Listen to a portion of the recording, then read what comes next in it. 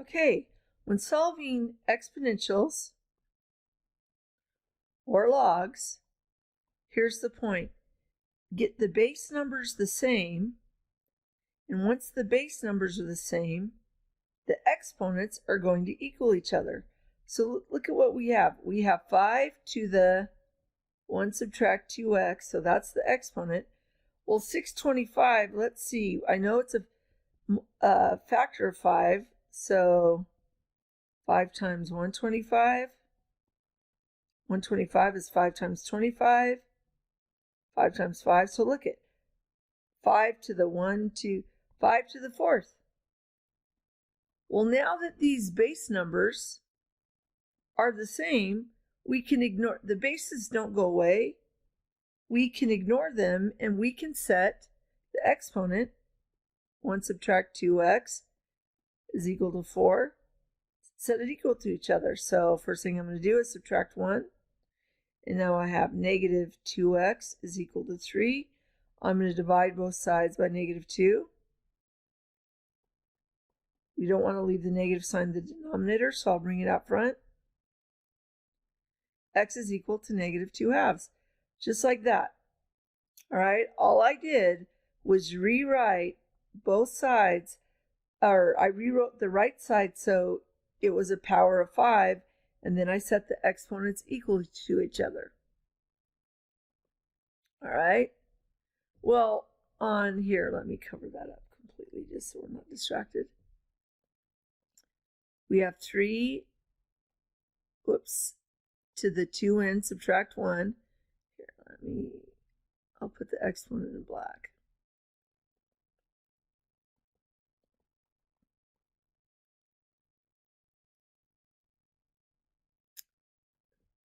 Is equal to, well, notice that 1 over 3. Well, remember, that's 1 over 3 to the first. Well, that can be rewritten as 3 to the negative first, because remember, 3 to the negative first means the same thing as 1 over 3 to the first. All right, well, now that the base numbers are the same, I can set those exponents. Well, remember what I told you all? Whenever you have a constant that's the same on both sides, and that just leaves a variable, it ultimately means n is going to equal 0, but let's go ahead and see why. So I'm going to add 1 to both sides. That's 2n is equal to 0. When I divide both sides by 2, n equals 0.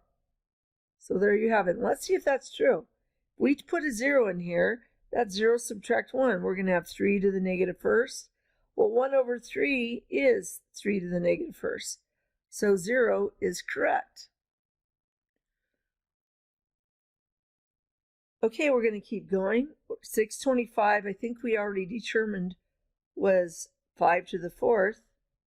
And that's to the raised to the negative k power. And that's 5 cubed. Well, when you raise a power to a power, you multiply. So this becomes 5 to the negative 4k is equal to 5 cubed. The base numbers are now the same, so we can set those equal to each other.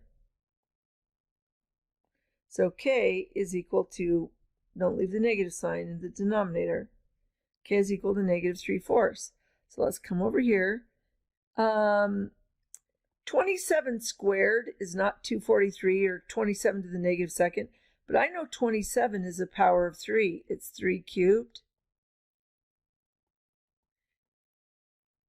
And remember that list that I gave you of perfect cubes up to a certain number, or numbers that are cubed? For college algebra, you can't use that on a test, but having that piece of paper will help you familiarize yourself, or just start playing with, make your own list of what cubed numbers look like. And then 1 over 243, let's see what we have. If I divide 243, I divide that again. Well, I know that 27 is 3 cubed, so we have 3 cubed to the 4th to the 5th. But because that's a fraction, that's 3 to the negative fifth. Well, over here, we raise a power to a power, so we have 3 to the negative 6a is equal to 3 to the negative fifth. And now I can ignore the bases.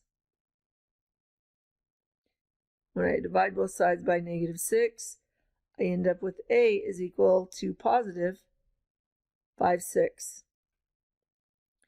Okay, this video was solving equations when all we had to do was rewrite one side of the equation or both sides into powers, but the base numbers were the same. The next video will be where we have to do a little bit more. All right, that's it for this one.